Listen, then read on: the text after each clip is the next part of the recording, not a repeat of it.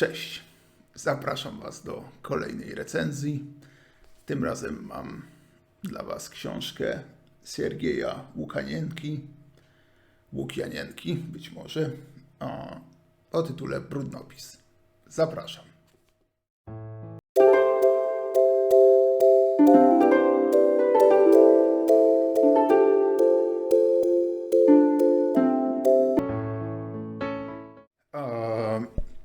O czym ta książka jest?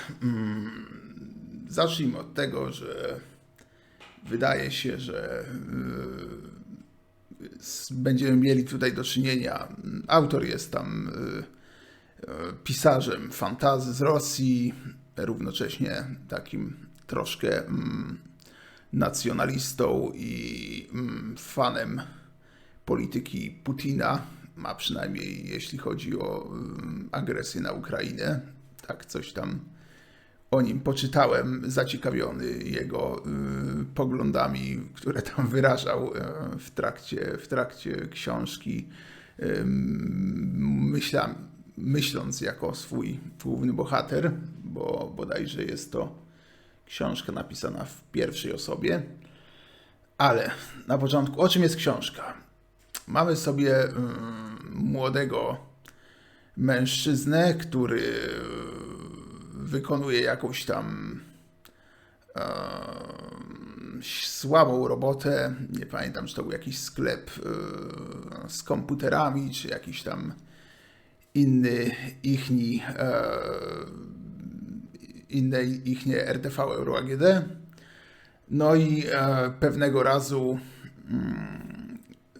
zaczyna on zauważać, że wszyscy wokół zaczynają zapominać, kim on jest, w tym jego tam znajomi albo nawet rodzina, która akurat jest na jakimś wyjeździe, więc coś dziwnego się dzieje.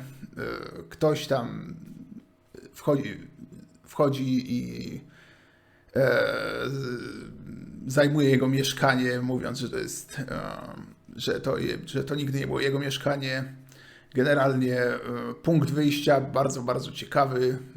Liczyłem tutaj na bardzo dużo i byłem zaskoczony, przechodząc już, ponieważ myślę, że i w tym wypadku niestety nie mam jakichś cytatów dla Was. Byłem bardzo zaskoczony, w jakim kierunku to wszystko poszło, bo de facto, jeżeli sięgniecie po tą książkę, no to szykujcie się na takie czytadło fantazy spod znaku, nie wiem, Pilipiuka albo kto tam jeszcze był, no, Ziemkiewicz, no tacy ci tam autorzy z Fabryki Snów, bodajże to było te polskie wydawnictwo, albo Fabryka Słów.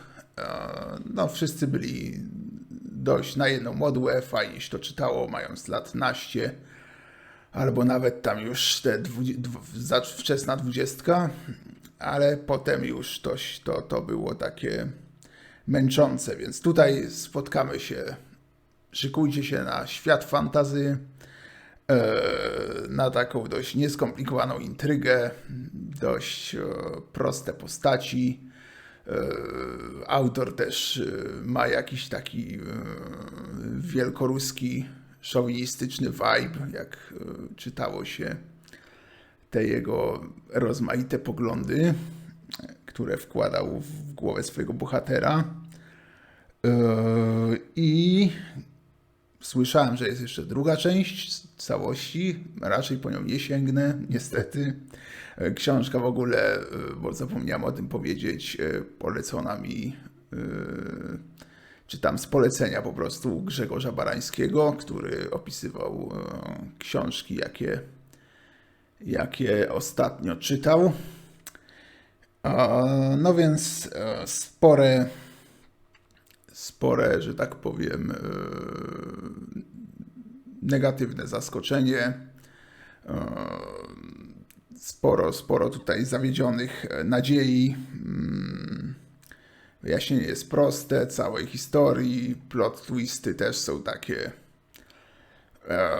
banalne. Generalnie raczej słabiutko, co jest oczywiście tym bardziej zaskakujące, że druga książka, którą polecił Grzegorz, czyli bodajże ten drugi autora, teraz nie jestem w stanie sobie przypomnieć, była naprawdę dużo lepsza, na wysokim poziomie i myślę, że o niej nagram kolejny film.